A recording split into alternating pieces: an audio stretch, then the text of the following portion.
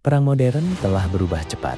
Dominasi udara kini tidak hanya ditentukan oleh jet tempur, tetapi juga ditentukan oleh drone tempur atau unmanned combat aerial vehicle.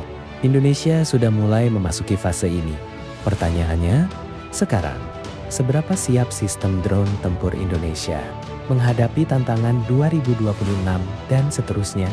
Salah satu mega proyek utama adalah pembuatan drone Mail bernama Elang Hitam. Program ini kini sedang dikembangkan oleh konsorsium industri pertahanan dalam negeri yang melibatkan perusahaan seperti PT Dirgantara Indonesia. Elang Hitam dirancang sebagai drone kelas medium altitude long endurance dengan kemampuan terbang lebih dari 20 jam dan ketinggian operasional di atas 20.000 kaki. Konsepnya bukan hanya sekedar pengawasan, tetapi juga platform yang dapat dikembangkan ke versi bersenjata. Selain pengembangan di dalam negeri, Indonesia juga menjajaki kerjasama dengan produsen drone dari luar negeri.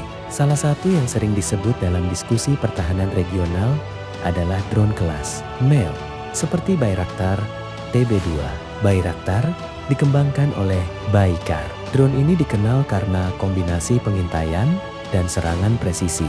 Langkah ini menunjukkan bahwa Indonesia tidak hanya fokus pada domestik, tetapi juga mempercepat transfer teknologi.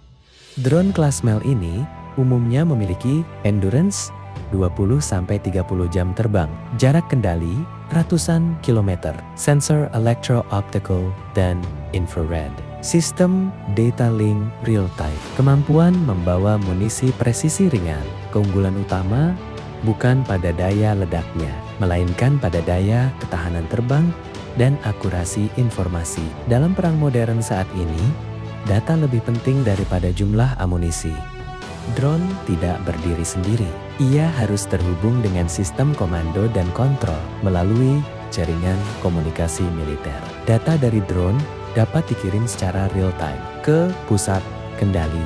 Disinilah peran Tentara Nasional Indonesia Angkatan Udara menjadi krusial dalam mengintegrasikan UAV ke sistem pertahanan udara nasional. Tanpa integrasi tinggi, drone hanya menjadi alat terbang biasa. Namun, ada tantangan serius. Ketergantungan pada satelit. Risiko jamming sinyal.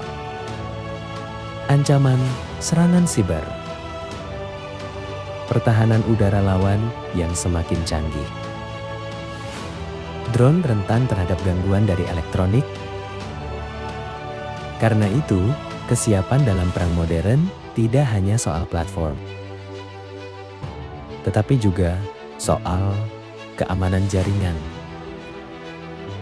Secara teknologi, Indonesia kini sudah memulai sebuah fondasi. Namun segala kesiapan penuh memerlukan produksi berkelanjutan, integrasi sistem tempur, pelatihan operator, keamanan komunikasi. Drone tempur adalah sebuah sistem, bukan hanya sekadar pesawat tanpa pilot.